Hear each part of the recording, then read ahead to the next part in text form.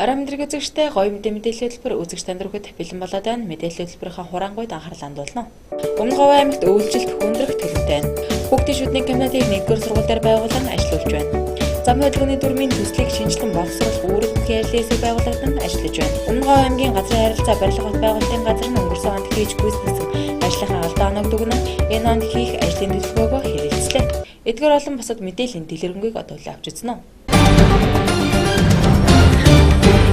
Өмнөговь аймагт өвөлжилт хүндрэх төлөвтэй байна. Нийт нутгийн 65% нь өвөлжит тааруу байгаа учраас улсын нөөцөөс 250 тонн өвс тэжээлийг Өмнөговь аймгийн баруун бүсийн сумд руу хүргэхээр цуваа хөдөлжээ.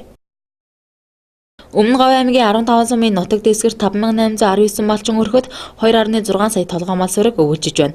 Одоогоор нийт нутгаар цасан бүрхүүлтэй өвөлжилт хүнд болон хүндэрч болзошгүй 33 баг байна. Дундговь, Дорноговь, Өвөрхангай аймгийн нутаг дэвсгэрт 46 өрхийн 31.5 мянган толгой мал отторлон өвөлжиж байна. Монгол Улсын онцгой комиссийн нарийн бичгийн дарга инх хамраар ахлуулсан ажлын хэсэг Өмнөговь аймагт ажиллаж байгаа бөгөөд өвөлжилтийн байдалтай танилцаад байна. Өмнөговь аймгийн нийт нутаг дэвсгэрийн 15% нь өвстэй, 20% нь дунд зэрэг 60% нь тааруу байна. Тиймээс улсын нөөцөөс 150 тонн өвсийг үн төлбөргүй 100 тонн тэжээлийг 50% хөнгөлөж өвөлжилт хүндэрсэн ноён, баян далай, сэврээ, булган, гурван тисумдад тараахаар тээврийн цувааг хөдлөглөө. За өнөөдөр Өмнөговь аймгийн онцгой комиссийн хурлыг өргөтгсөн байдлаар зохион байгууллаа. Улсын онцгой комиссаас томилогдсон хурандаа инх хамар ахлуулсан ажлын хэсэгтээ өргөтгсөн байдлаар зохион байгуулсан. За энэ дээр бас мөн өвөлжит хүндэрч болцшгүй сумдаа ахаад одоо өвс тэжээлийг үнэгүй 50% хэмдруулж олгооч гэдэг саналыг бол бид нар тавьсан. Тэгээ юуны улсын нөөцийн тэжээл бол 14 мянга байсан. Тэгээ 50% хэмдрээ 7 мянга болж байгаа. Өвсийг бол 100% үнэгүй тараачих. Айл санд руу гарч байгаа даа. Ноён, баян далай, сэврээ, булган, гурван тис гэсэн 5 сумд гарч байгаа. Энэ төв болон Говийн аймагуудыг ажиллаж байгаа. Өнөөдөр Өмнөговь аймагт онцгой хүмүүсийг хоролдууллаа. 150 тонн өвс, 100 тонн тэжээлийг олгож байгаа. Энийг бол одоо ингэж бодож хуурилсан хуурилт одоо хийгээд явж байгаа юм байна. Тэрийг нь улсын онцгой комиссаас одоо шийдвэр гаргасан, засгийн газрын тогтоол гартсан. Яг Өмнөговь аймгийн хувьд улсын онцгой комиссаас сая өвс тэжээлийг олголоо ахаад бас өвс тэжээл бас хүсэл тавьж байна. Тэрийг нь одоо улсын онцгой комиссийн газарт одоо очиад асуудлыг тавина. Дээр нь ариутгал халдваргүйжүүлэлтийн тийм одоо автомашин бол ерөөсөө энэ аймагт огт байхгүй байгаа юм байна. Энэ бол аймаг болгон зайлшгүй одоо байж байгаа хэвээр ийм асуудал. Тэгээ одоо улсын онцгой комисс гамшийн одоо хохирлыг арилгах, хор ушгийг арилгах хойшлууч хүсрээн босох одоо шаардлагатай үед асуудлуудыг түрүүн шуурхай шийдвэрлэдэг ийм байгууллагын хувьд бас энэ дуух машины асуудлыг одоо Монгол Улсын шадар сайдад асуудлыг тавих шийдвэрлэхээ болж байна. Мөн энэ үеэр аймгийн онцгой комисс өргөтгсөн хурал хийж Монгол Улсын онцгой комиссийн ажлын хэсэгт хэд хэдэн асуудыг танилцуулж шийдвэрлэлөө. Тухайлбал онцгой байдлын газарт шуурхай албаны фургон автомашин, хүнс үдэ аж ахуйн газарт мал эмнэлгийн тусгай зориулалтын ариутгалын дууг автомашиныг шийдэж улсын нөөцөөс дахин Өмнөговь руу өвс тэжээл олгох асуудлыг судлахаар боллоо. Дараагийн мэдээллийг хүргэе. Хүүхдийн шүдний комитетыг 1-р сургууль дээр байгуулан ажиллаж байна. Аймгийн засаг даргын үйл ажиллагааны хөтөлбөр тусгагдсан эрүүл шүд аяны хүрээнд орон нутгийн төсвийн санхүүжилтээр бүсийн онцлогоо эмчилгээний төвийн харьяа хүүхдийн шүдний комитетыг 70 задгал сумын 1-р сургууль дээр байгуулан сургууль цэцэрлэгийн насны хүүхдийг шүдний өвчлөлөөс сэргийлэх, эм төрөлхлөг үзлэг онцлогоо эмчилгээ гүн төлбөргүй хүргэж байна. Одоогийн байдлаар 1-р сургуулийн бага ангийн хүүхдүүдэд төрөлхлөг түрхэх, ховил ломдох эмчилгээг хийн ажиллаж байна. Манай кабинет болохоор аймгийн засаг даргын тамгын газраас хэрэгжүүлж байгаа эрүүл шүд аян гэж зарласан байгаа. Энэний хүрээнд болохоор зэрэг 130 сая төгрөгийн хөрөнгө оруулалттайгаар байгуулагдсан кабинет байгаа. Тэгээд энэ кабинет маань бүсийн онцлогоо эмчилгээний төвийн харьяа. Тэгтээ болохоор яг 1-р сургууль дээр яг байршилж одоо зөвхөн хүүхдүүд үзнэ гэсэн ийм кабинет байгуулагдсан байгаа. Тэгээд манай кабинетаар болохоор зэрэг ерөнхийдөө эхлээд бол бүх сургуулийнхаа ерөнхий боловсролын сургууль болон цэцэрлэгийн хүүхдүүдэд урьдчилан сэргийлэлт үзлэгт хамруулад тэрнийхээ дараагаар болохоор зэрэг яг үзлэг маань эхлэх байгаа. Одоогийн байдлаар болохоор бид нар хүүхдүүд дээрээ төрөлхлөг түрхэх, ховил ломдох гэсэн үйл ажиллагаанууд хийгдэж байгаа. Яг цагаан сарын дараагаас болохоор зэрэг яг эмчилгээ онцлогоо руугаа ороод явна гэсэн үг байгаа. Одоо энэ нэшний хүүхдүүдсэн байна. Хүүхдүүд шүдний өвчлөлөөр хэрэг. Хүүхдийн шүдний өвчлөл болохоор зэрэг яг Монгол улсын хэмжээнд болохоор бүр ингээ бүх аймаг сумтайгаар нийлээд бол хүүхдийн шүдний өвчлөлийг бол тогтоож чадаагүй. Монгол улс бол ер нь хүүхдийнхээ шүдний өвчлөлийг тогтоож чадаагүй байгаа гэсэн. Яг хийгдсэн судалгаанууд, сүүлийн судалгаанууд болохоор зэрэг Улаанбаатар хотын 9 дүүргийн хувьд аваад үзэх юм бол хүүхдийн шүд цоорлын тархалт нь болохоор 86.3%-тай. Тэгээд нөгөө шүд цоорлын эрчим буюу тухайн нэг хүүхдийн амны хүндийд хэдэн шүд цоорсон ломбоц нь болохоор ойролцоогоор нэг хүүхдэд нэг 6 шүд цоорсон ломбоцсон ахуулсан ийм тархалттай байгаа. Шүд цоорл бол ер нь бол тархалт айгүй өндөртэй байгаа. Яг аймгийн хэмжээнд бол яг цоорлын тархалтыг бол одоогор бол тогтоогоогүй байгаа. Гэхдээ энэ аяныхаа хүрээнд бол бүх сургууль цэцэрлэгийнхаа хүүхдүүдийг өршлөн сэргийлэлт үзлэгт хамруулад тэгээд шүд цоорлынхаа тархалт эрчмээ бол тогтооно гэсэн ерөнхий бол төлөвлөгөөтэй байгаа.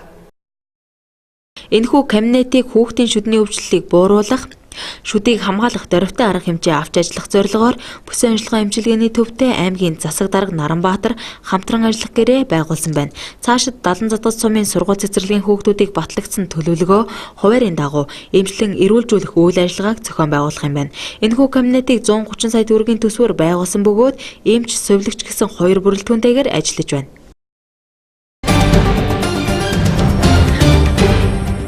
Монгол Улсын замын хөдөлгөөний дүрмийг шинжилэн боловсруулах ажлын хэсэг байгуулагдсан ажиллаж байна. Хууль зүйн дотоод хэргийн сайдын тушаалаар замын хөдөлгөөний дүрмийг шинжилэн боловсруулах ажлын хэсэг байгуулагдсан ажиллаж байна. Аймгийн замын цагдаагийн тасаг болон тус орон нутагт үйл ажиллагаагаа явуулж буй жолооны авто сургуулиудын дүрмийн багш нарыг хамруулан замын хөдөлгөөний дүрмийн төсөлтөө танилцсан холбогдох саналуудаа тэмдэглэн хөргүүлэхээр ажиллаж байна. Хууль зүйн дотоод хэргийн сайдын 2018 оны 1 сарын 31-ний өдрийн А-д 17 тоо тушаалаар замын хөдөлгөөний дүрмийг шинжилэн боловсруулах ажлын хэсэг байгуулалтад ажиллаж байгаа. Уг ажлын хэсгээс аймаг орон нутгийн замын цагдаагийн тасагтай хамтраад саналаа шинээр боловсруулах замын хөдөлгөөний дүрмийн төсөлтөө танилцсан саналаа ирүүлээрэй гэсний дагуу өнөөдөр замын цагдаагийн тасаг маань тус аймгийн нутагт дэвсгэрт үйл ажиллагаа явуулдаг авто сургуулиудын дүрмийн багшуудыг оролцуулаад тухайн замын хөдөлгөөний дүрмийн төсөлтөө танилцаж холбогдох саналуудаа тэмдэглэн хөргүүлэхээр ажиллаж байна. Уг саналыг энэ сарын 12-ны дотор замын цагдаагийн албанд хүлээлгэн өгөх юм байна. Тус хэлэлцүүлэгт манай аймагт үйл ажиллагаа явуулдаг 4 жолооны авто сургуулийн дүрмийн багш нар болон иргэд саналуудлаа солилцлоо. Өмнөговь аймгийн газрын харилцаа барилга хот байгуулалтын газар нь өнгөрсөн онд хийж гүйцэтгэсэн ажлынхаа алдаа оногддог нь энэ онд хийх ажлын төлөвлөгөөгөө хэлэлцлээ. Өнгөрсөн он тус газраас 70 задад хотыг улсын зэрэгдэлтэй орчин үеийн хот болгох зорилтыг дэвшүүлэн ажиллаж, энэхүү ажлын хүрээнд 70 задад хотын төвийн 1-р бүсэд инженерийн дэд бүцэц, зам барилга байгууламжийг барих ажлыг үе шаттайгаар хэрэгжүүлэн ажиллаж байна. Мөн газар зохион байгуулалт, газрын харилцааны чиглэлээр цогц цэцгийн Хамбогд Баян сумдын газар зохион байгуулалт хөгжлийн ерөнхий төлөвлөгөөг орон нутгийн төсвийн хөрөнгөөр шийдсэн байна. 2018 он болон эх онуудад бусад сумдын хөгжлийн ерөнхий төлөвлөгөөг боловсруулан ажиллах төлөвлөгөөтэй байгаа юм байна. 2018 оны 1 сарын 25-ны өдрөөс 2 сарын 2-ны өдрүүдэд газар хот байгуулалт геодит зураг зүүн газраар барилгын хөгжлийн төвтэй байгуулсан 2017 оны үр дүнгийн гэрээгээ дүгнүүлэн энэ онд хийж хэрэгжүүлэх ажлын үр дүнгийн гэрээгээ байгуулад ирсэн байна. Газрын харилцааны чиглэлээр бол нэлээд ажлууд хийгдсэн.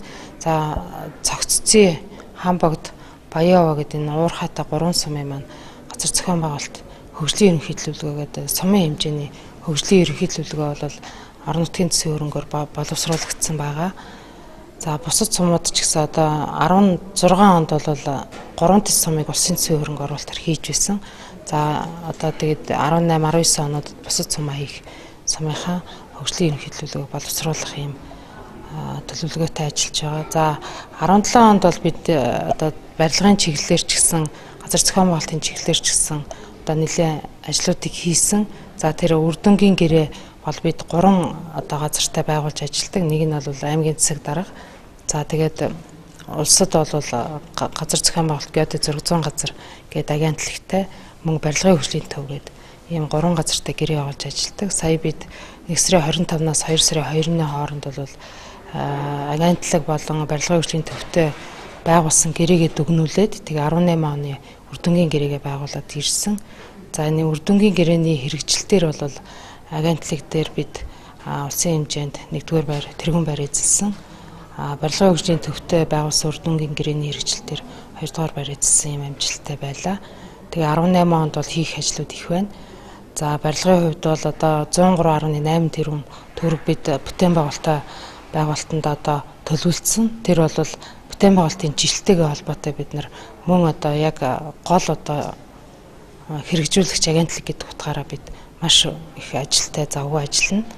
За газар зохион байгуулалт чиглэлээр гэвэл одоо бид газар чинь одоо бүхэл юмны үндэс шүү дээ. Одоо барилга барьсан ч газар, одоо ямар нэгэн хөдөө аж ахуйн үйл ажиллагаа эрхэлсэн ч газартай холбоотой. Тийм учраас газрыг зохион байгуулалтанд оруулах маш одоо зөв зүйтэй ашиглах гэдэг тал дээр бол нэлээд боловсруулж ажиллана гэсэн төлөвлөгөөтэй байна. Тус байгууллага өнгөрсөн оноо хийж хэрэгжүүлсэн олон ажил амжилтаар шинэ оноо огтлоо.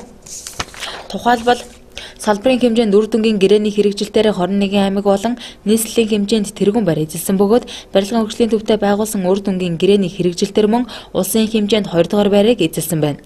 Энэ сарын 5-ны өдөр аймгийн засаг даргатай үр дүнгийн гэрээгээ байгууллаа. Уг байгууллагын хувьд энэ онд олон ажлуудыг хийж гүйцэтгэхээр төлөвлөн ажиллаж байгаа бөгөөд 2018 оныг их бүтээн байгуулалтын жил болгон зарлалтай холбогдуулан барилгын бүтээн байгуулалтын ажилд 103.8 тэрбум төгрөгийг төсөлсөн байна. Бидний бэлтгэсэн мэдээлэл хэлбэртэй хамт байсан үзэгч та бүхэнд баярлалаа. Дараагийн мэдээлэл хэлбэр хүртэл түр баяртай.